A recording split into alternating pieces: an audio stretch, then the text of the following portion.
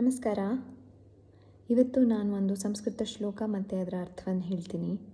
ಶ್ಲೋಕ ಹೀಗಿದೆ: ಯತ್ರ ನಾರ್ಯಸ್ತು ಪೂಜ್ಯಂತೆ ರಮಂತೆ ತತ್ರ ದೇವತಾಃ ಯತ್ರೈತಾಸ್ತು ನ ಪೂಜ್ಯಂತೆ ಸರ್ವಾಸ್ತತ್ರ ಫಲಾಃ ಕ್ರಿಯಾಃ. ಇದರ ಅರ್ಥ ಏನಂದರೆ, ಎಲ್ಲಿ ಒಂದು ಹೆಣ್ಣನ್ನು ಒಳ್ಳೆ ರೀತಿಯಲ್ಲಿ ಮರ್ಯಾದೆಯಿಂದ ನಡೆಸ್ಕೊಳ್ತಾರೋ ಅದು ಯಾವಾಗಲೂ ಒಳ್ಳೆಯದಾಗತ್ತೆ, ಶುಭವಾಗತ್ತೆ. ಆದರೆ ಎಲ್ಲಿ ಹೆಣ್ಣನ್ನು ಮರ್ಯಾದೆ ಇಲ್ಲದೆ ಕೆಟ್ಟ ರೀತಿಯಲ್ಲಿ ನಡೆಸ್ಕೊಳ್ತಾರೋ ಅಲ್ಲಿ ಯಾವತ್ತೂ ಏನೂ ಒಳ್ಳೆಯದು ಆಗೋದಿಲ್ಲ. ಈ ಶ್ಲೋಕ ಮನುಸ್ಮೃತಿಯಲ್ಲಿ ಕಂಡುಬರುತ್ತೆ. ಮನುಸ್ಮೃತಿ ಅನ್ನೋದು ಒಂದು 2nd ಸೆಂಚುರಿ BCಯಲ್ಲಿ ಬರ್ತಿರೋಂತಹ ಸ್ಮೃತಿ.